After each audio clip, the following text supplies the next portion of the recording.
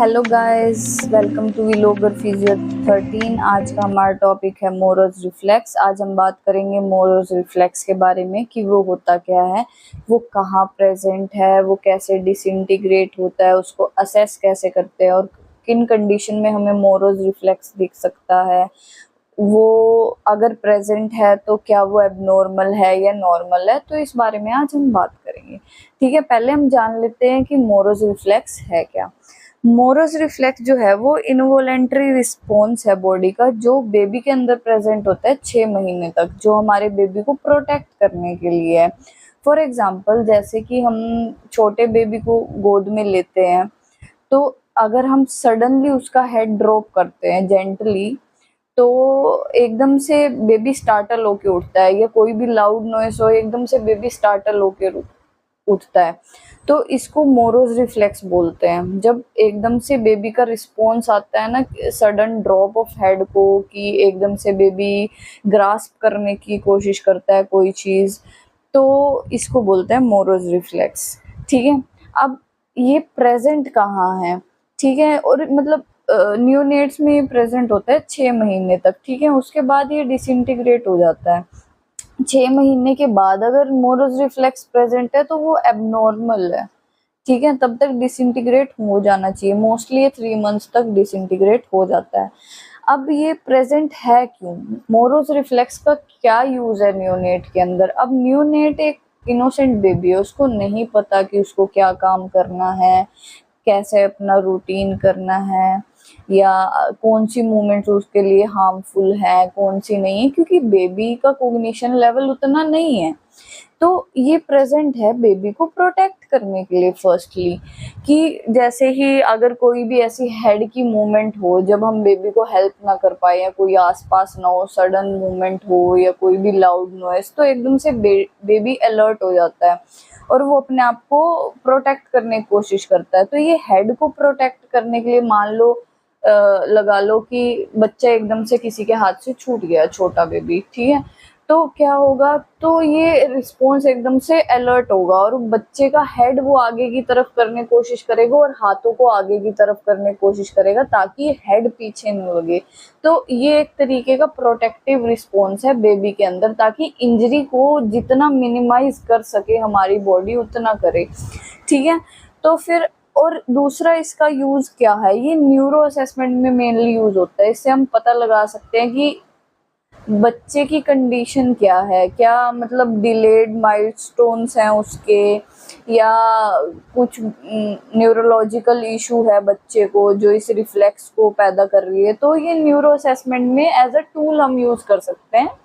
एक मतलब high significance value ये रखता है न्यूरो असेसमेंट में। दूसरा, डेवलपमेंट में हम देख सकते हैं कि बेबी की डेवलपमेंट कैसी हो रही है, कि 3 मंथ तक अगर बेबी में प्रेजेंट है तो इट मीन्स बेबी हेल्दी है हमारा, कोई एज सच इशू नहीं है। और अगर ये प्रेजेंट नहीं है तो इट मीन्स इशू है, मे बी बर्थ टाइम पे या डिलीवरी टाइम पे बेबी को कोई इंजरी हुई है, तो इसलिए ये रिफ्लेक्स प्रेजेंट नहीं है। तो बहुत कारण हो सकते हैं। ठीक है, तो हम इतना डीप में नहीं जाएंगे, अभी हम बिल्कुल बेसिक जान लेते हैं। अब हम जानते हैं कि इसको असेस कैसे करते हैं। तो कब, जो सेम चीज मैंने बताई, बेबी को हम सुपाइन पोजीशन में रखेंगे, मतलब सीधा लेटाएंगे, और हल्का सा उसको मतलब अपवर्ड पोजीशन में लाके उसका हेड एकदम से जेंटली एक्सटेंड कर देंगे, ड्रॉप कर देंगे। जैसे ड्रॉप हो गया तो एकदम से क्या रिस्पॉन्स आएगा बेबी का, उसके जो अपर लिम है वो एबडक्ट करेगी और एक्सटेंड करेगी, एकदम से हाथ आगे ऐसे आएंगे, और फिर वो प्रोटेक्ट करने के लिए बैकवर्ड्स आएंगे। ठीक है, एडक्शन और फ्लेक्शन होएगी, जैसे कि ग्रास्प कर रहा हो कोई चीज एकदम से। जब हम मान लो हम ही गिर रहे हैं पीछे की तरफ, तो हम क्या करते हैं, आगे हाथ करके ऐसे पकड़ने की कोशिश करते हैं ना कुछ, ताकि नीचे ना गिरे। तो ये असेसमेंट में यूज होता है। और सबसे इम्पोर्टेंट चीज है असेसमेंट की, कि ये एक न्यूरो फिजियोथेरेपिस्ट या एक न्यूरोलॉजिस्ट या एक प्रॉपरली ट्रेंड स्टाफ ही कर सकता है।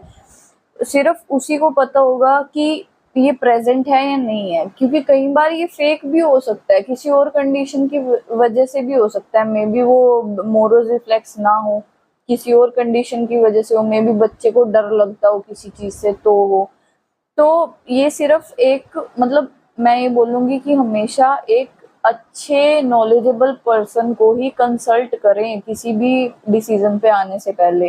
ठीक है, चलो अब ये बात छोड़ते हैं, उसके बाद हम डिस्कस करते हैं कि ये कहाँ कहाँ में दिख सकता है। सीपी, सेरिब्रल पाल्सी, अगर सुना हो, बच्चों की कंडीशन है, न्यूरो डेवलपमेंटल, तो उसके अंदर ये प्रेजेंट होता है। ठीक है, ऑटिज्म वाले बच्चों में दिख सकता है। जिन बच्चों के डिलेड डेवलपमेंटल डिसऑर्डर्स हों, कोई अलग अलग डिसऑर्डर हो सकते हैं, वो प्रेजेंट हो सकता है। कोई इंजरी हुई हो हेड को या नेक को, तो ये प्रेजेंट हो सकता है मोरोज रिफ्लेक्स, या मे बी ये एब्सेंट भी हो सकता है। तो उन सब चीज़ों में ये दिखेगा। अब हम बात करते हैं कि अगर ये प्रेजेंट है तो क्या ये नॉर्मल है या ये एबनॉर्मल है। तो नॉर्मल का तो मैंने आपको बता दिया कि 3 मंथ तक है या 6 मंथ तक है तो it is normal in neonates. अगर उसके बाद भी बच्चे के अंदर प्रेजेंट है तो ये एबनॉर्मल रिस्पॉन्स है। इट मीन्स ये अभी डिसइंटीग्रेट नहीं हुआ है बेबी के अंदर। अब अगर ये एबनॉर्मल है तो क्या क्या चीजें अफेक्ट होंगी। ठीक है, सबसे पहले बच्चे के माइलस्टोन सारे डिले हो जाएंगे। माइलस्टोन्स का यहाँ मेरा रेफरेंस है कि जैसे जब छोटा बेबी होता है तो नॉर्मली वो क्या सीखता है, पहले हेड कंट्रोल करना सीखता है, फिर अपनी बैक को थोड़ा कंट्रोल करना सीखता है, मतलब सीटिंग में आना सीखता है। सीटिंग के बाद वो क्रॉलिंग सीखता है, क्रॉलिंग के बाद वो चलना सीखता है, स्टैंडिंग सीखता है, मतलब तो ये सब उसके माइलस्टोन डिले हो जाएंगे। अगर ये बेबी के अंदर प्रेजेंट है तो बच्चे को कोई भी एक्टिविटी, उसको रोल करने में मुश्किल होगी, उसको वो घोड़ा नहीं बन पाएगा, क्रॉलिंग करने में मुश्किल होगी, सीटिंग में दिक्कत होगी, स्टैंडिंग में दिक्कत होगी, इवन चलने में भी दिक्कत होगी। और मे भी हो सकता है वो अभी चले ही ना, मतलब उसकी एज ये लगा लो 2 साल हो गई, 3 साल हो गई, लेकिन अभी तक वो चला नहीं है। तो ये एक कारण हो सकता है कि मोरोज रिफ्लेक्स उसको हैम्पर कर रहा है। ठीक है, तो और क्या चीज हो सकती है अगर बच्चों के अंदर ये प्रेजेंट है। मान लो अगर बच्चा चलने भी लग गया, आपको नहीं पता लगा कि मोरोज रिफ्लेक्स है, हो सकता है ये मतलब कुछ परसेंट ही हो बच्चे के अंदर। तो उसमें क्या हो सकता है कि बच्चे को बोर्ड से कॉपी करने में दिक्कत आ सकती है, या उसको लिखने में दिक्कत आ सकती है, उसकी कोई भी फाइन मोटर या ग्रोस मोटर एक्टिविटीज उसकी हैम्पर हो सकती है, बैलेंस करने में दिक्कत आ सकती है, अपनी बॉडी को कोऑर्डिनेट करने, मतलब कि जैसे हम वॉक करते हैं या कोई भी एक्टिविटी करते हैं तो अगर मैं हाथ भी हिला रही हूँ, मान लो मैं राइटिंग कर रही हूँ तो मेरा एक हाथ स्टेबल है, दूसरा काम कर रहा है, मे बी मोरोज रिफ्लेक्स के कारण वो चीज बच्चा कर ही ना पाए। तो ये सब चीजें हो सकती है कि अगर प्रेजेंट है तो। अब हम जानते हैं कि ट्रीटमेंट क्या हो सकता है मोरोज रिफ्लेक्स का। तो मोरोज रिफ्लेक्स को डिसइंटीग्रेट करना मतलब it takes a lot of time, और मतलब एक प्रॉपर फिजियोथेरेपिस्ट ही ये कर सकता है। तो ट्रीटमेंट की एक्टिविटीज क्या क्या हो सकती हैं वो मैं आपको नेक्स्ट वीडियो में बताऊंगी। Thank you for watching my video, please like share and subscribe my channel.